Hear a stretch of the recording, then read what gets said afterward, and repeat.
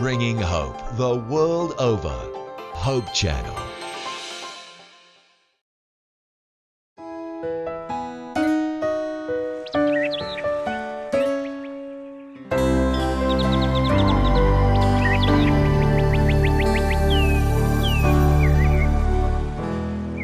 Ikinatutuwa ko, minamahal kong mga taga-subaybay, na ipaabot sa inyo ang muling pagbati upang tayo ay muling magkasama-sama sa programang ito ng Buhay Kasama si Kristo.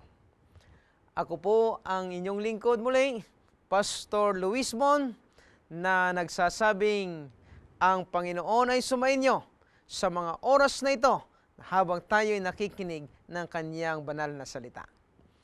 Ang ating tatalakayin sa oras na ito ay walang iba kundi kung papaano natin mapapanagumpayan o di kaya'y malalabanan ang ating mga stress. Minamahal ko, tunay na ang tao ay sadyang napakarupok. Ang tao ay maraming mga kahinaan. Pero sa mga oras na ito, nais kong ibigay sa inyo ang kalooban ng Panginoon kung ano ang mga bagay na dapat nating gawin, dapat nating isipin para malabanan natin ang mga suliranin, ang problema ng ating buhay. Ngunit bago tayo magpatuloy, ay nais ko kayong muling anyayahan na yumuko sa isang panalangin. Tayo po ay manalangin. O dakila naming Diyos, salamat po ng marami sa inyong kabutihan. Na bagaman kami nakakaranas ng mahigpit na mga pagsubok, mahigpit na mga suliranin, kahirapan, karamdaman, ay binigyan mo kami ng pagkakataon sa oras na ito upang aming tingnan ang inyong kalooban at aming makita ang nais ninyo para sa amin. Nang magkagayon, maunawaan namin kung bakit ganito ang buhay.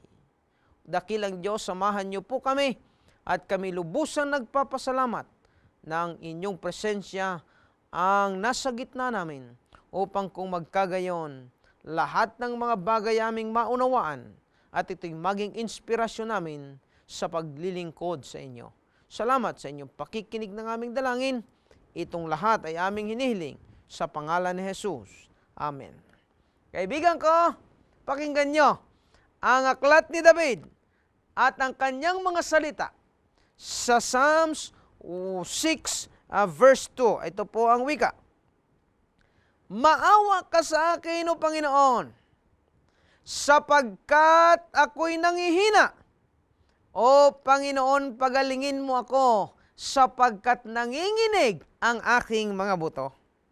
Minamahal ko, mga kaibigan, ang mga salitang ito ni Daniel ay maaaring katulad din ng inyong mga hinaing. Panginoon, maawa ka sa akin, sapagkat ako'y nangihina. O Panginoon, pagalingin mo ako, sapagkat nanginginig ang aking mga buto.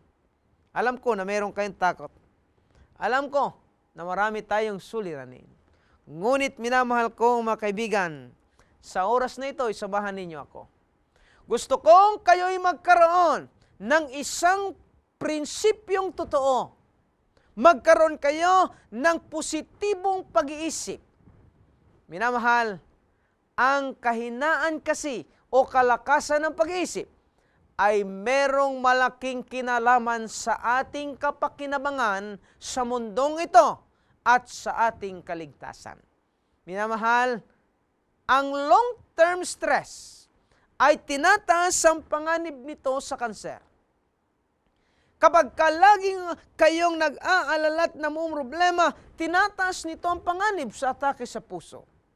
Nagdudulot ito ng ulcer, humihikayat sa arthritis, pinapabilis ang pagtanda, nagdudulot ng sakit ng ulo, nagdudulot ng insomnia at nervous breakdown, mabilisang pagkakaroon ng wrinkles, pagkaubos ng buhok, at pagkakaroon ng uban.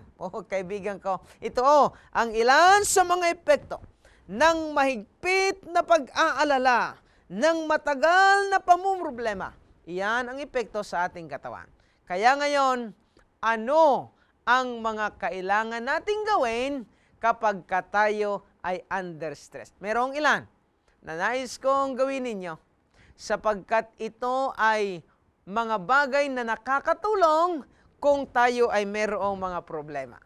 Pagka hindi kayo makatulog sa gabi, dahilan sa mahigpit ninyong suliranin, pwede kayong uminom ng malinggam-gam na tubig bago matulog. Huwag na huwag niyong hahaluan ng kape. Right? Maligamgam.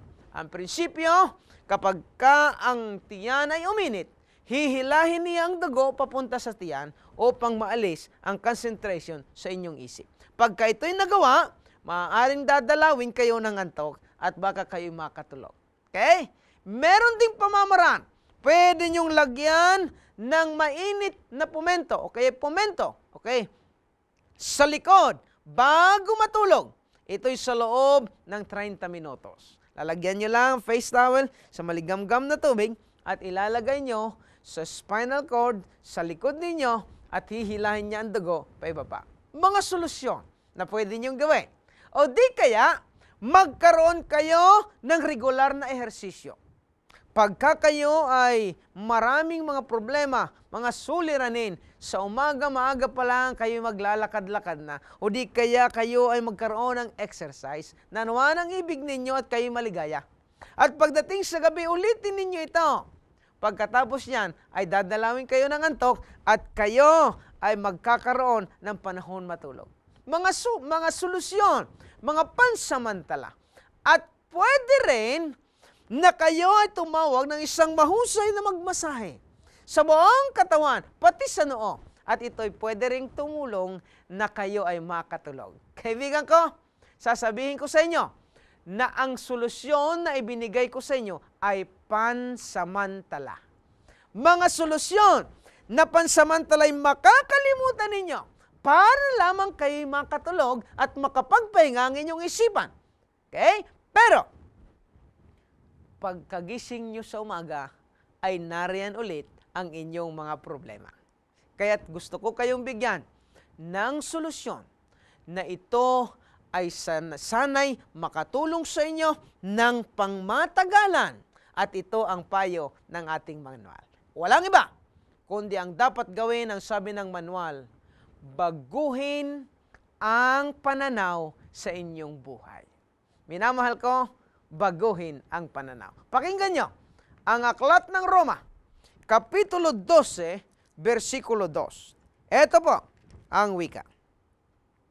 At huwag kayong magsiayon sa sanlibutang ito, kundi mag-iba kayo sa pamamagitan ng pagbabago ng inyong pag-iisip upang mapatunayan ninyo kung alin ang mabuti at kaaya-aya at lubos na kalooban ng Diyos.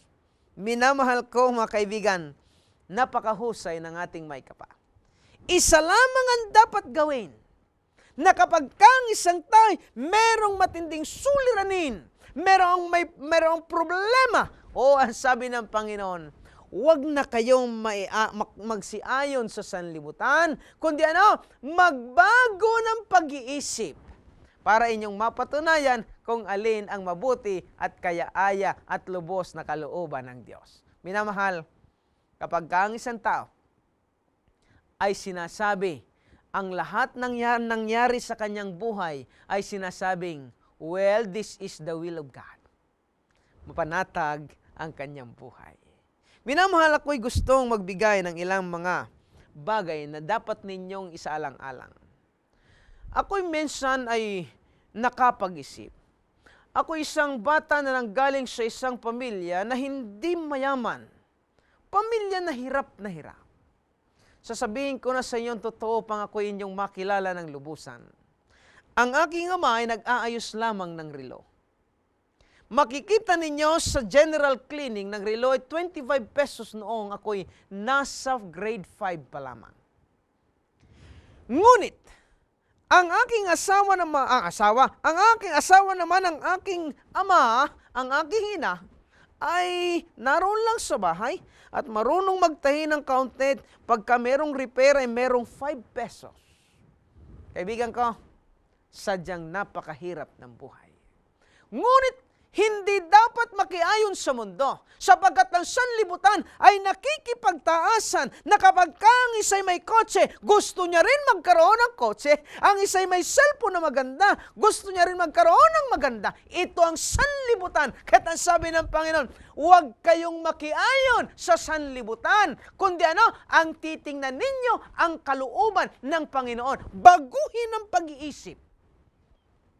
Minamahal, sa hirap ng buhay, ang nangyari, nagkaroon pa ng anak na 8. At kami ngayon ay 8 na naghahati-hati sa pagkain, naghahati-hati sa mga pang-ulam. Kaibigan ko, tunay na napakahirap.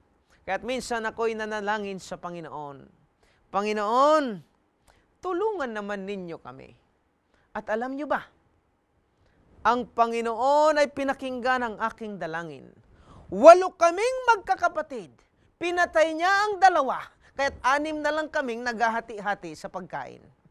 Kaibigan ko, tila ang inyong pakiramdam ay pinarusahan ng Panginoon. Ang ilan na nag-iisip na kayo ay sinumpa, pinatay ang 2. Pero sasabihin ko sa inyo, mabait ang Panginoon. Mabait. Na ang akala natin sa mga pangyayari sa buhay ay binibigyan tayo ng Diyos ng kahirapan o di kaya ng problema. Pero doon ko nakita na mahal kami ng Diyos sapagkat 8 kami naghahati-hati noon ng pagkain, ngayon 6 na lamang. Kaibigan ko, ganon kahiwaga ang may kapal. Kahit kung ang tao lamang ay magbago ng pag-iisip, at iayon ng kanyang pag-iisip sa kalooban ng Diyos, na sasabihin niya lagi, lahat ng ito ay kalooban ng Diyos at meron siyang bagay na ginagawa upang tayo'y mapabuti. Minamahal, isang pagkakataon, ako ay nagtatrabaho na. Nung nagpatawag ng isang meeting, ng workers meeting, ako ay na-assign sa isang malayong lugar. At ang biyahe doon ay every hour lamang. Ang first trip ay 4 o'clock. And I need to travel for 3 hours para makarating ako doon sa aking meeting ng eksaktong 8:00. Kahit ang sabi ko sa Panginoon noong gabi, Panginoon, inyo naman po akong gisingin ng 3:00 para ako'y makasabay sa first trip ng 4:00. Nag-alarm pa ako. Pero mabait ang Panginoon. Hindi pa natunog ang aking alarm, ako'y nagising na. Kaya't pinatay ko ang alarm at ako'y nag-ayos. Noong 3:30, ako'y lumakad na papunta doon sa lugar na kung saan ang terminal ng jeep. Isang pagkakataon na pagdating ko doon, ay wala na yung jeep na aalis ng 4:00. Yun pala'y puno na at nakaalis na. Anong sama ng aking loob? At ang sabi ko'y, Panginoon, idinalangin ko ito sa inyo, humingi pa ako ng tulong, at ako'y gumising ng mas maaga, ginising mo rin naman ako, pero bakit pinayagan mo na ang first trip ay makaalis nang wala pang 4:00? Kaibigan ko, hindi mo wala sa aking loob ang paghihinanakit. Ngunit, doon sa second trip na pang 5:00 at ang sabi ko, ako'y talaga'y malilate. Umalis ng 5:00. Pero hindi ko ito makakalimutan. Na noong kami naglalakbay ay merong traffic. At sa bandang unahan ay napakabagal ng sasakyan. At nakita ko na yung first trip pala ay naaksidente at maraming tao ang namatay. Kaibigan ko, ang Panginoon ay napakahiwaga. Na tila baga ang isipan ng tao lagi sa mga nangyayari ay sinisisi siya na hindi tumulong, na hindi siya iningatan, na hindi siya binagbigyan sa kanyang gusto. Ngunit nung makita ko yun, ang wika ko sa Panginoon, salamat sa iyong pagmamahal. Kaibigan ko, baguhin ang pananaw. Na maaaring kayo nakakaranas ng mahigpit na pagsubok ngayon, tingnan ninyo sa kabilang anggulo. Maaaring may mga bagay na hindi pinayagan ng Diyos sapagkat gusto ng Diyos na ang makamtan mo ay ang langit na bayan na inihandanan niya ngayon. O kaibigan ko, ganun na lamang ang pag-ibig ng Diyos. Nakanupat ang wika niya, ito ang aking pananaw sa buhay. Ito, tingnan ninyo, wala nang iba. Ano ang kanyang pananaw? Ang buhay ng tao sa mundong ito ay panay pagsubok at tukso. Kaibigan ko, dapat tanggapin nyo na habang tayo'y nasa sanlibutan ay punong-puno tayo ng kahirapan, punong-puno ng karamdaman, punong-puno ng pagtitiis. Minamahal, ako'y nagagalak sa isang psychologist na ang wika niya, ang mundong ito ay sadyang punong-puno ng kahirapan.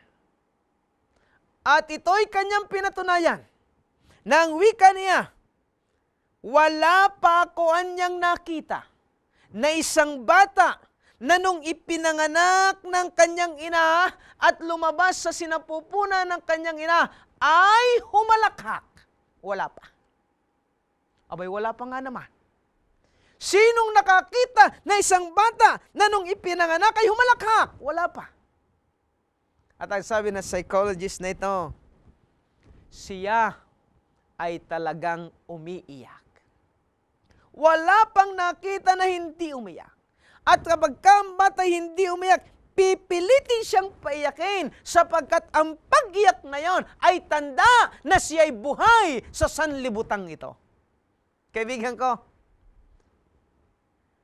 ang salita ng bata sa kanyang iyak ay uha.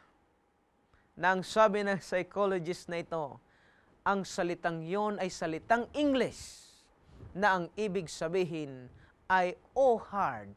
Oh hard. Hindi niya nga pa lamang mabigkas sapagkat siya'y bulol pa. Oha! Oha! Na ang ibig sabihin sa oras na ikay narito sa mundo, panay pagluha, panay pag-iyak. At ito ang dapat nating tanggapin. Ang mundo ay punong-puno ng kasalanan. Kaya pagka kayo'y umiyak, sasabihin ko sa inyo, congratulations. Nasa mundo ka. Oy, kaibigan ko, huwag kayong mag-alala. Na habang kayo'y umiiyak, habang kayo'y nahihiraman, ang pangako ng Panginoon ay narito sa 1 Corinto 10:13. Pakinggan ninyo. Hindi dumating sa inyo ang anumang tukso, kundi yaong matitiis ng tao.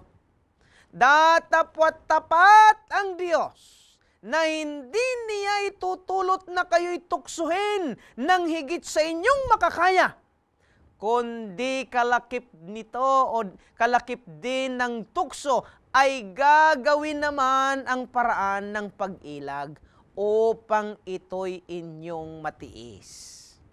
Minamahal kong mga kaibigan, hindi kayo bibigyan ng Diyos ng tukso, ng pagsubok na hindi ninyo kakayanin. Manampalataya kayo, mahal kayo ng Panginoon, ngunit ang tinitingnan lamang ng Diyos ay tayo'y lumapit sa Kanya, gawin ang Kanyang kalooban sapagkat ito ang gabay at ito ang magtuturo sa atin ng tamang landas. Kaibigan ko, ikalawa na pananaw ng Diyos sa buhay ng tao. Tayo ay mga katiwala ng Panginoon sa sanlibutang ito. Minamahal, gusto kong sabihin sa inyo, ang isang salita na nakasulat sa aklat ng Awit, Kapitulo 24, versikulo 1, pakinggan ninyo. Ang lupa ay sa Panginoon, at ang buong narito, ang sanlibutan at silang nagsisitahan dito. Minamahal, tayo ay mga katiwala. Ang lahat sa sanlibutang ito ay sa Panginoon. tayo ay pinagkatiwalaan lamang ng ilang mga bagay. Kung kayo ngayon ay may sasakyan, hindi yan sa inyo. Yan ay sa Panginoon.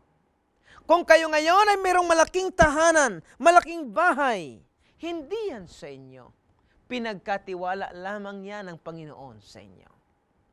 Kung kayo ngayon ay nakatayo at kayo'y humihinga, sasabihin ko sa iyo, hindi yan sa iyo. Iyan ay pinagkatiwala lamang ng Diyos sa iyo para ikay tumayo at ikay mabuhay.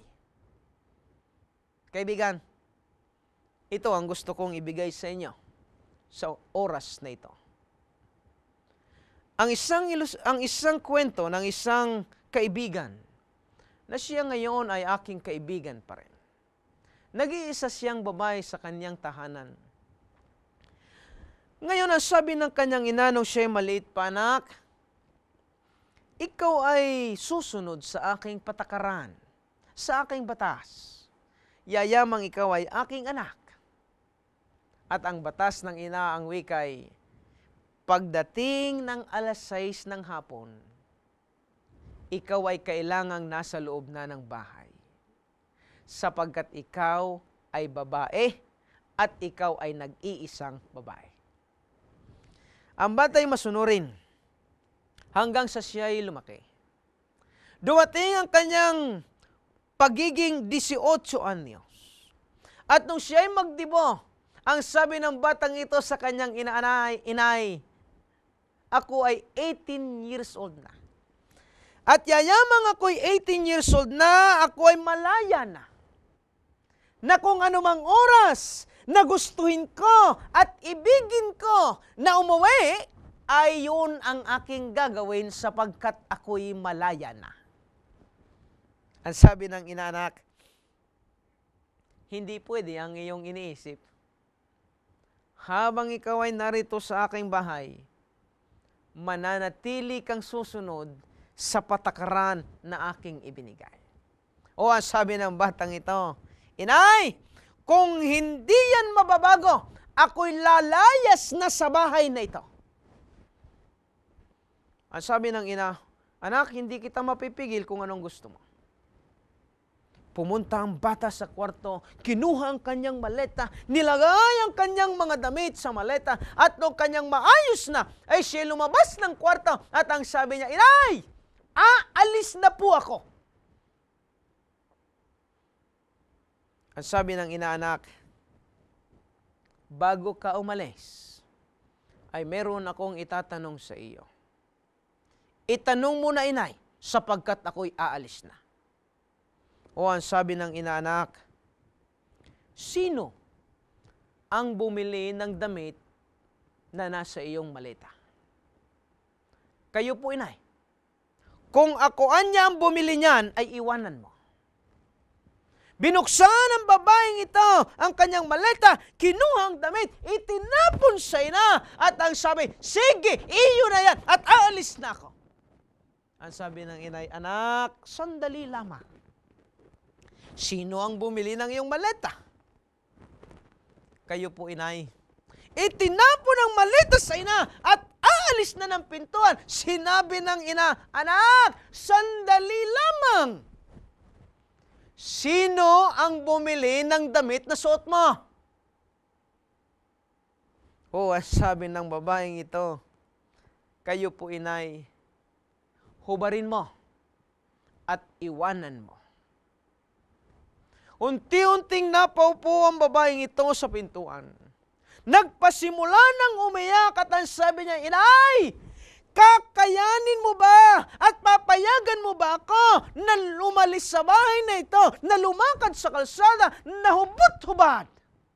O ang sabi ng inaanak, kung gugustuhin mo, ay kakayanin ko sapagkat yan ang gusto mo. Pero kung sakaling kaya mong umalis ng hubot-hubad, meron pa akong itatanong sa iyo na pinakahuli. At ang sabi ng inaanak, sino ang nag-anak sa iyo? Ang sabi ng batay, kayo. Ang sabi ng inay, iwan. Iwan. Kaibigan ko, gusto kong sabihin sa inyo ito ng puso sa puso. walang karapatan ang isang bata na umalis ng kanilang tahanan sapagkat wala siyang pag-aari. Sa gayon ding paraan, walang karapatan ang sino mang tao na hindi sundin ang Panginoon. Walang karapatan na siya lalayas. Walang karapatan na baliwalain ang batas ng Diyos sapagkat wala siyang pag-aari. Na maging ang kanyang hininga, maging ang kanyang buhay, maging ang kanyang mga ari-arian ay hindi kanya sapagkat yan ay sa Panginoon. Minamahal, ang tanging dapat gawin ng tao ay magpakumbaba. Sumunod sa Panginoon. Sapagkat sasabihin ko sa iyo ang totoo, wala kang pag-aari. Tanging Panginoon lamang ang may-ari ng lahat ng nasa iyo, maging ang inyong buhay. Na kung sakaling ikaw ay mag-iisip, natatalikuran ng Panginoon, paano na lamang kung sabihin ng Panginoon, ay akin na ang buhay na pinahiram ko sa iyo. Kaibigan ko, bagaman ganito tayo, mahal pa rin tayo ng Panginoon. Bagaman tayo matagal ng suwail, mahal pa rin tayo ng Panginoon. Ngunit, pagdating ng araw, matatapos ang kanyang mercy and the justice will prevail. Kaibigan ko, pansinin ninyo ito na maigi sapagkat ito'y napakalaga. Kaya't ang pananaw ng Diyos, tayo ay mga katiwala lamang. Ngunit ang pangatlong pananaw, na gusto kong malaman ninyo, tayo ay pansamantala lamang sa sanlibutang ito. Huwag kayong mag-alala. Ang ating paghihirap sa sanlibutang ito ay pansamantala. Hindi tayo taga rito. Hindi tayo tatagal dito. Nanupat ang wika ng ating napag-aralan noon, malapit na siyang dumating. At ang hinihintay ng Panginoon ay ang ayusin natin ang buhay. Lumakad tayo nakasama ni Kristo. Kaibigan ko, ito ang dapat nating bigyan ng pansin. Pilipos 3, versikulo 20, ganito po ang wika. Pakinggan ninyo. Sapagkat ang ating pagkamamamayan ay nasa langit. Mula doon ay hinihintay naman natin ang tagapagligtas, ang Panginoong Hesukristo. Minamahal, hindi tayo taga rito. At alam nyo ba, ako'y nakatira sa Lipa City ngayon, sa ating academy sa Bugtong. Pagdating ko dito ay hindi ko magawa ang aking gusto. Gustuhin ko man ay hindi ko kaya sapagkat hindi ako taga rito. Iyan ang dahilan kung bakit merong kayong gustong gawin sa mundong ito. Hindi nyo magawa sapagkat hindi tayo taga rito. Nang sabi ng Panginoon, ito'y pansamantala. Meron kayong ibig, meron kayong gusto, meron kayong gustong gawin, pero hindi nyo magawa. Bakit? Sapagkat hindi ka taga rito. Ang ating pagkamamamayan ay sa langit.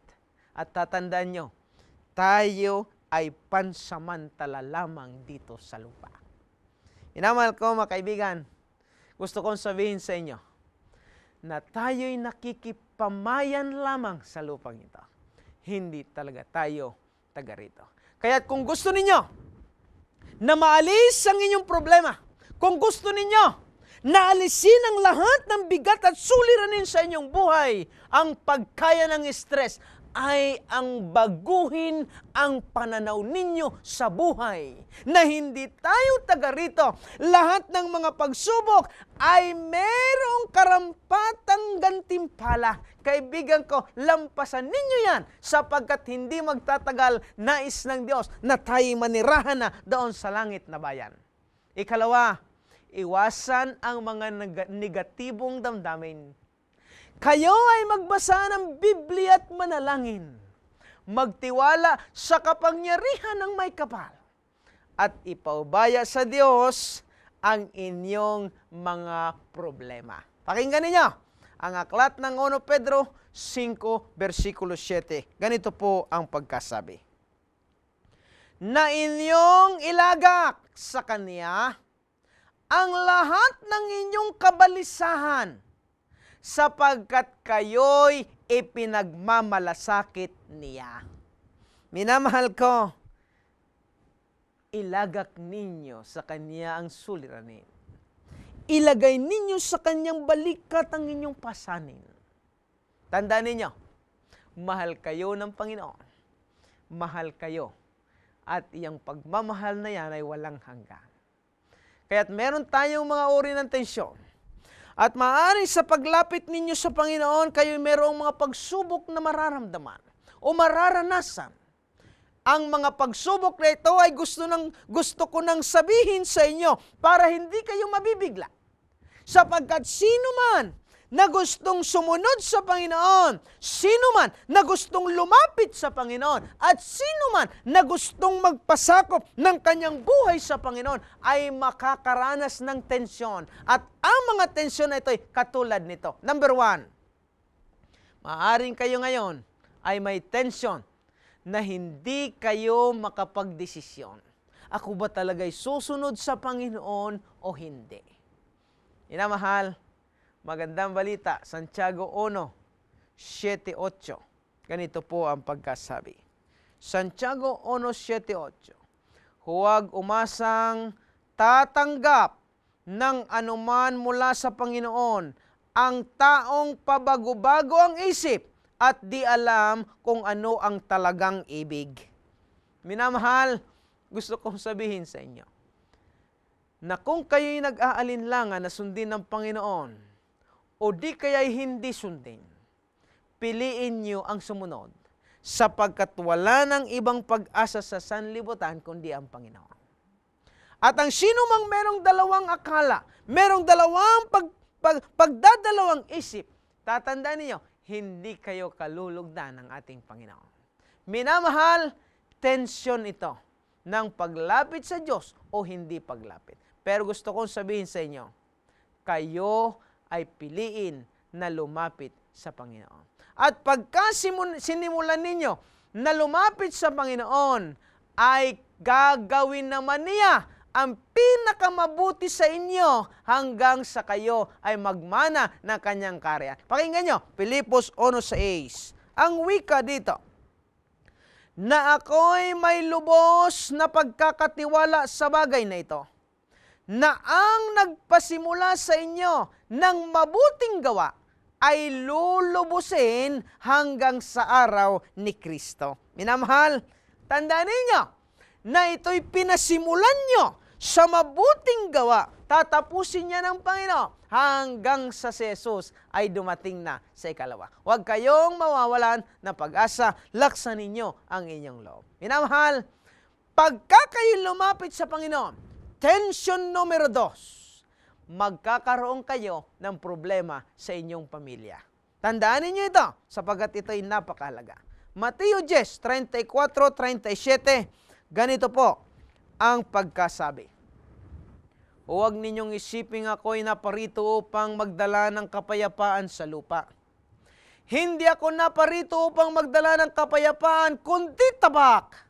Sapagkat ako'y naparito upang papagalitin ang lalaki laban sa kaniyang ama, at ang anak na babae laban sa kaniyang ina, at ang manugang na babae laban sa kaniyang biyanang babae, at ang magiging kaaway ng tao ay ang kaniya ring sariling kasambahay.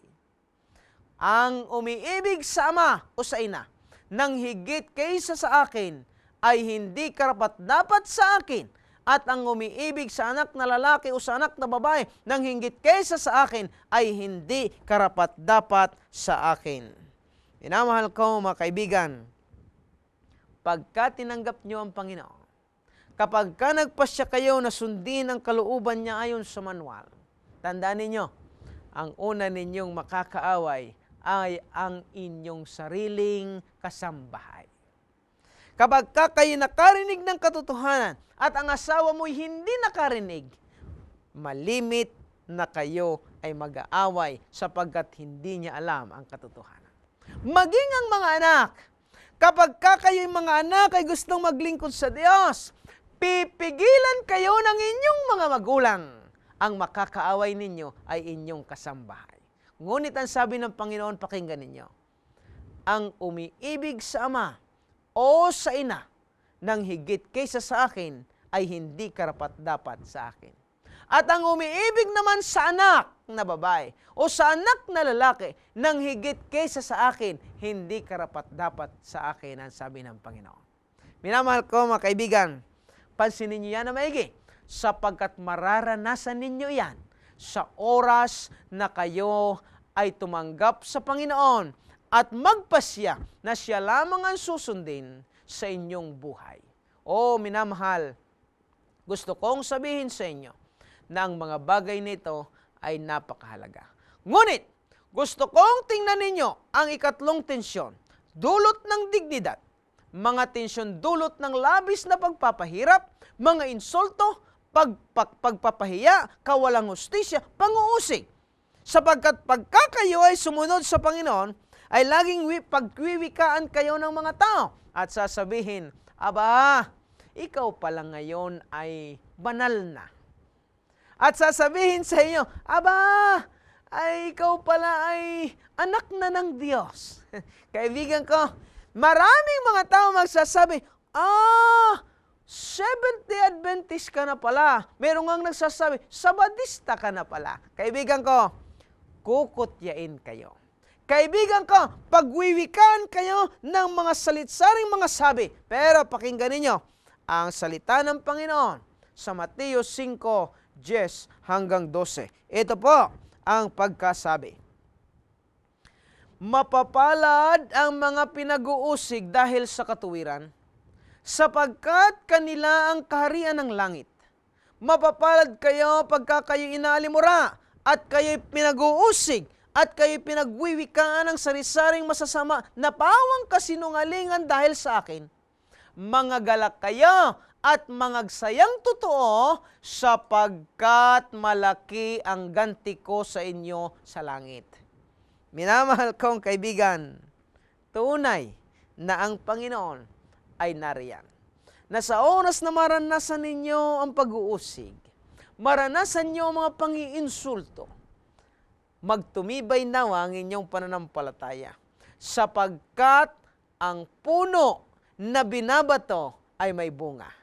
At kapag kayo inuusig, kinukutya, ay sapagkat kayo ay nasa katuwiran. Kaibigan ko, gusto kong sabihin sa iyo mga bagay nito, sapagkat napakahalaga. Kaya nga, ika-4 na tensyon, tensyon dulot ng kawalan, na maaaring sabihin ninyo sa akin, ay pastor, 7 araw na nga kaming nagtatrabaho, ngunit kami hirap pa rin. Lalo na kaya kung 6 na araw na lamang magtatrabaho, sapagat ang ika-7 ay pamamahinga at araw ng Sabat, lalo kaming maghihirap. Kaibigan ko, gusto kong dalhin sa inyo ito sapagkat napakalaga. Isaias 58:13 at 14. Pakinggan niyo.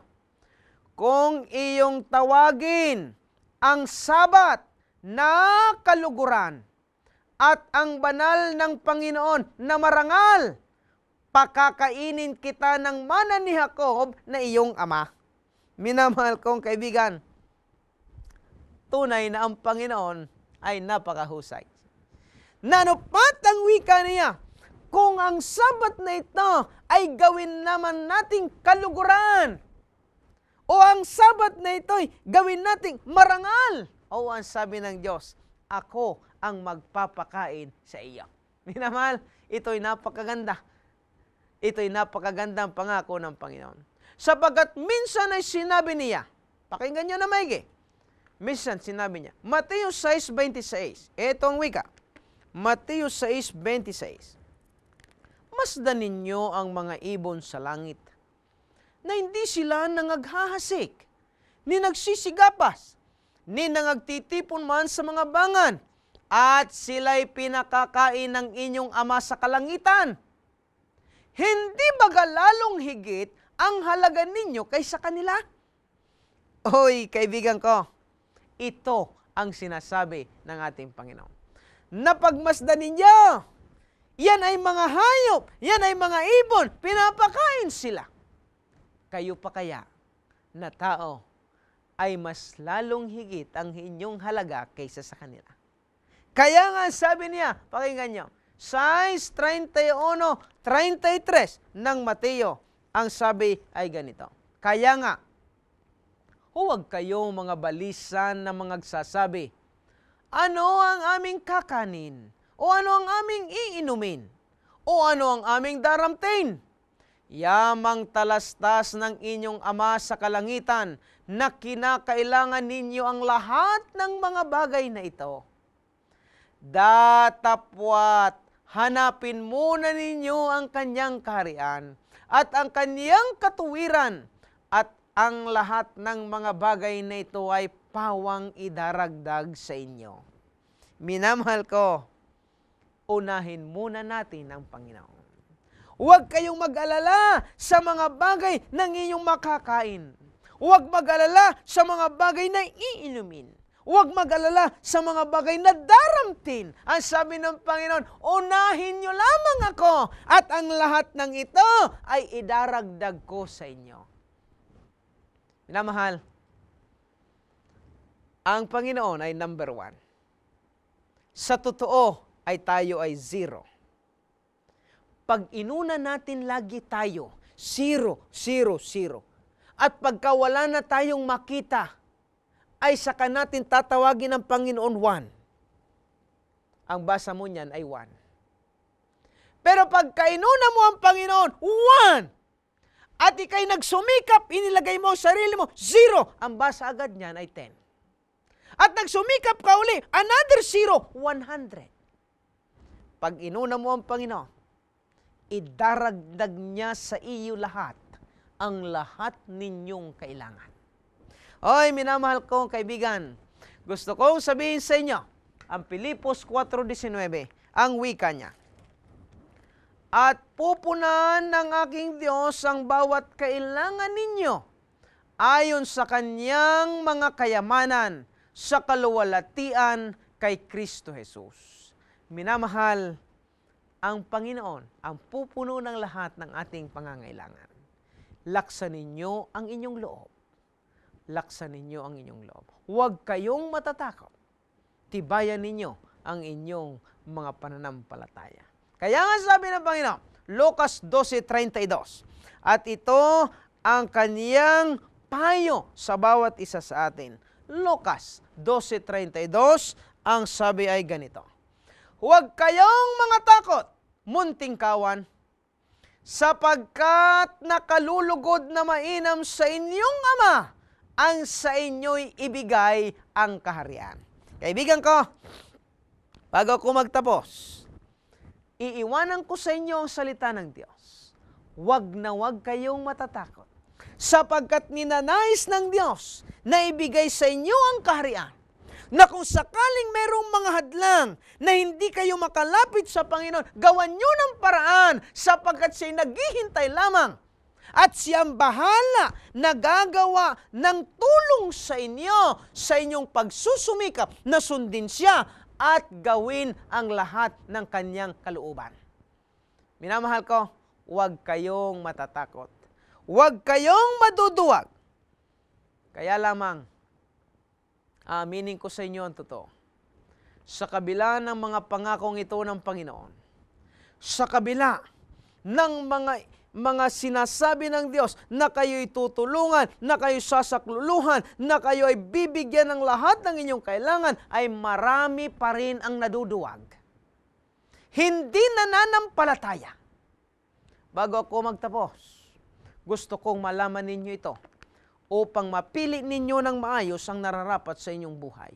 Apokalipsis 21:8, ganito ang sabi, ngunit sa mga duwag, sa mga hindi nananampalataya, mga karumaldumal, mga mamamatay tao, mga mapakiapid, mga mangkukulam, mga sumasamba sa mga Diyos-Diyosan, at sa lahat ng mga sinungaling, ang kanilang bahagi ay salawa na nagliliyab sa apoy at asopre na siyang ikalawang kamatayan. Kaibigan ko, gusto kong sabihin sa inyo ang bagay na ito. Wag na wag kayong maduduwag. Laksan ninyo ang inyong loob. Ang Panginoong Hesus na ito na nagsabi na siyang daan, siyang katotohanan, siyang buhay ay naghihintay lamang sa inyo na iyong laksan ang inyong loob, na piliin siya sapagkat pagka ito'y inyong ginawa, walang pagsalang mamanahin ninyo ang kanyang kaharian kasama ng buhay na walang hanggan. At mabubuhay ka kapiling ang Diyos sa walang katapusan. Kaibigan ko, sa mga oras na ito, bago ako magtapos, ay nais kong ibigay sa inyo ang pinakahuli na nais ng Diyos na ibilin sa inyo. Hindi lahat na nagsasabi sa akin, Panginoon, Panginoon ay papasok sa kanyang kaharian, kundi yun lamang gumaganap ng kanyang kalooban. Minamahal, tunay na ang Diyos ay nariyan lamang. Tunay ng Panginoon ay iniaayos niya ang lahat ng mga bagay sa ikabubuti ng tao. Maaring kayo may suliranin. Maaring malaki ang inyong problema.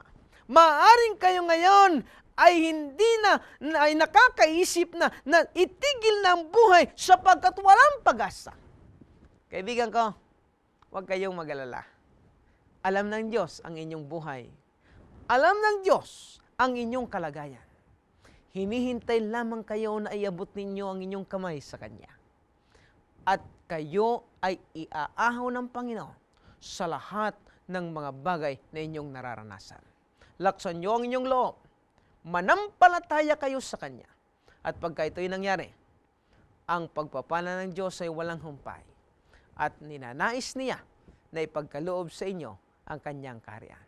Gusto ko kayong anyayahan sa isang panalangin bago ako magwakas, upang ating italaga ang ating buhay sa Diyos. Piliin ninyo ang paglingkuran siya.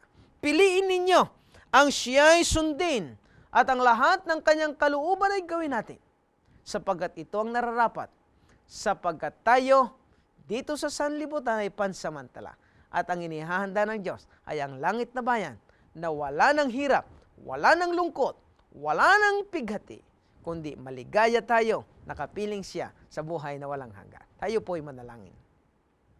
Dakila naming Ama, kami po'y lubusang nagpapasalamat sa inyo sa oras na ito. Na naunawaan namin, O Diyos, na ang sanlibutan pa lang ito ay walang saysay. Na sa oras na kami narito ay panay pagluha at kahirapan ang aming mararamdaman. Salamat, Panginoon, sa inyong pangako na ang sanlibutan ito hindi na magtatagal. Yayamang ito'y pansamantala lamang. Ngunit dakilang Diyos, kami lubusang nagpapasalamat din sa inyo na ipinakita nyo sa amin na kaming mga tao ay walang pag-aari. Sapagkat ang lahat sa sanlibutan ito'y sa inyo, na wala kaming karapatan sa lahat ng ito. Ni ang sumuway sa inyo hindi namin dapat gagawin. O dakilang Diyos, inaasahan namin sa oras na ito na inyong kahahabagan ang bawat isa sa amin. Na inyong patatawanin ang aming lahat ng pagkukulang.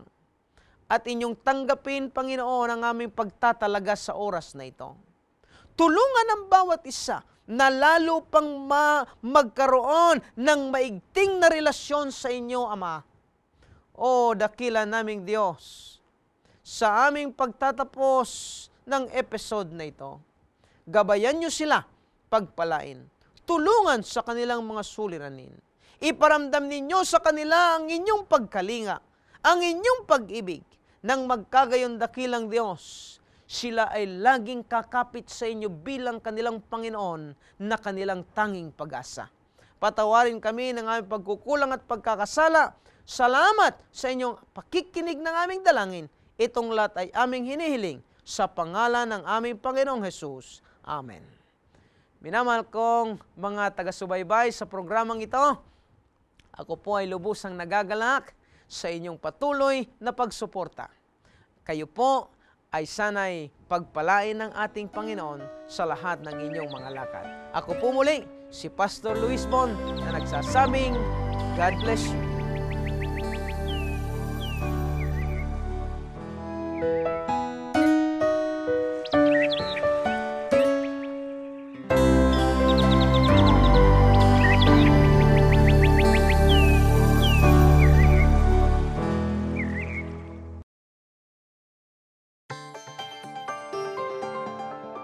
You're watching Hope Channel, around the world. Get the exciting, in-depth Bible study you crave. It's as easy as joining the Hope Bible Study class. Week by week, Pastor Derek Morris and the Hope Sabbath School class use Bible guides that are practically at your fingertips. Log on to hopetv.org, click the link for the Hope Bible Study class, download this week's lesson, and join our faith-enriching class. You can also download past and future lessons and study a variety of other topics. Go to hopetv.org and click on the Hope Bible Study class. Hope Channel is sponsored by the World Seventh-day Adventist Church.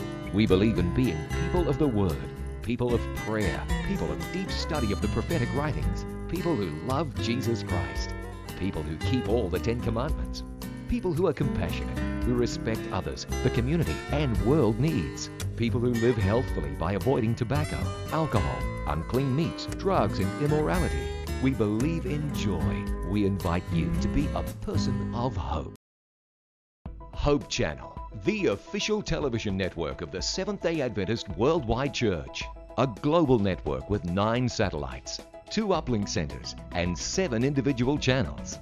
The Hope Channel Network ministers full-time in 9 languages, 24/7, to every kindred, nation, and tongue, reaching the world's 7 billion through more than 400 cable TV networks, more than 150 television stations, satellite broadcast, and the internet. In countries closed to Christianity, in crowded cities, to people hostile to the gospel, to your family, neighbors, and friends. To learn more about Hope Channel's exciting ministry or to order a Hope Channel dish, call 1-888-393-4673 or log on to www.hopetv.org. You can also write us at P.O. Box 4000, Silver Spring, Maryland, 20914, USA. Be in too. Join the Hands of Hope Ministry, a visionary group of Christians rapidly spreading the gospel to all the world, every minute of every day. In large, crowded cities, in high-rise apartments, and in countries where missionaries lose their lives, Hope Channel is there, making a difference and changing lives. After traveling the globe for nearly 40 years sharing the gospel of Christ, I know of no better way to communicate the gospel than television. You can be a hand of hope in giving the gospel to spiritually hungry people. As a Hands of Hope member, you'll receive monthly reports on Hope Channel's global progress, thrilling mission stories on DVD, and a membership card that allows you 10% off all your book purchases at Adventist book centers across North America. So write, call, or visit us online to receive your free Hands of Hope brochure to learn more about how you can make a powerful difference in God's work with the Hope Channel.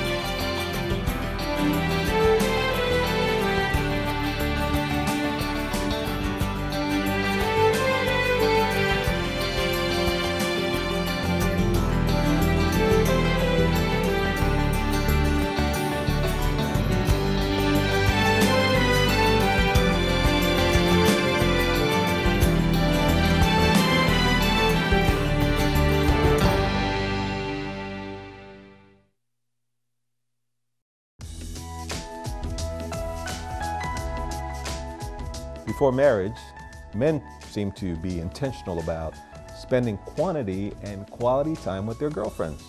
They go out, they do all kinds of things, but once they get married, things seem to change. What do you think needs to happen, Elaine? How do we negotiate time together? I think it's very important for men to understand that after they're married, it's still important for them to spend quality and quantity time with their wives. Wives are concerned that once married, men spend a lot more time with the TV and a lot less time with them. So it's important for men to remember that now that they have wives, they need to spend more time with them. Well, couples need to engage in conversation. Be honest and kind and work it out. Realize that your husband needs to find out how his team is doing, but be kind and nice to each other.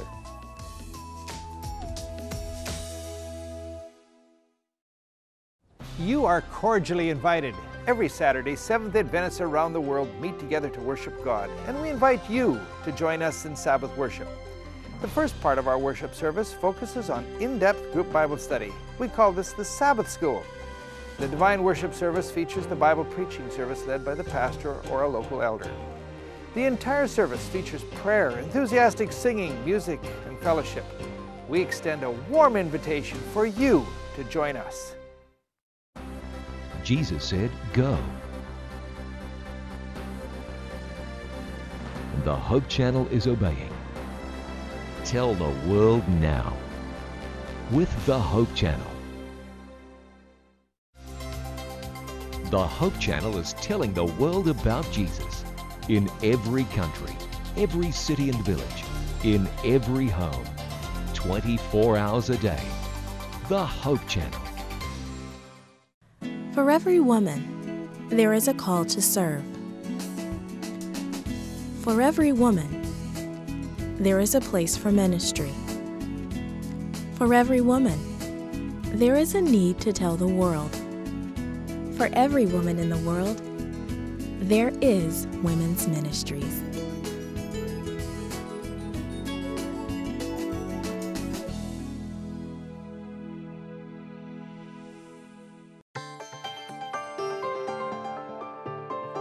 Circling the globe with hope. Hope Channel.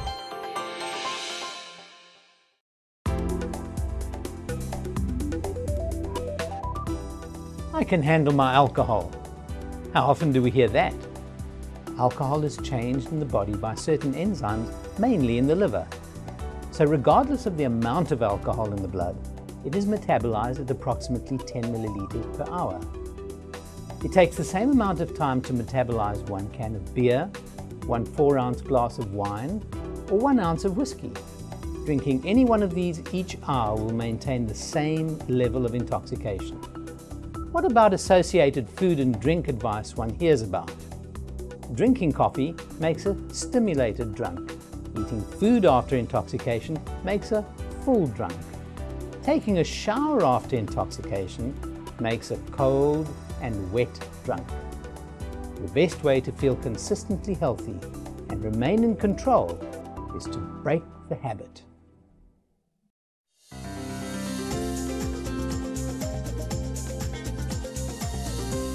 You're watching the Hope Channel. Poverty, illiteracy, woman's workload, abuse. For every woman in need, there is comfort and relief. For every woman who needs healing, there's victory. For every woman in the world, there is a call to minister. Reach out, get involved. If we touch a heart, we can tell the world.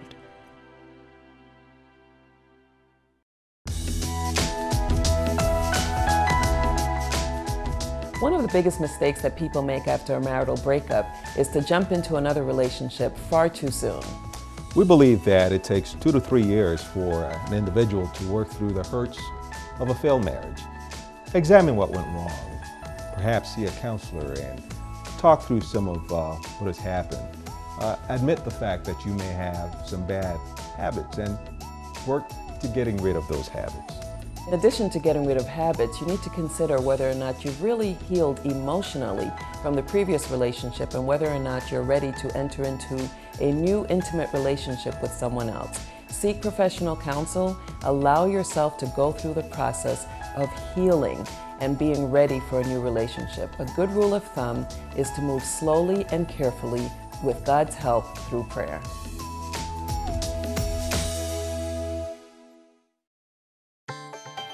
Bringing hope the world over. Hope Channel.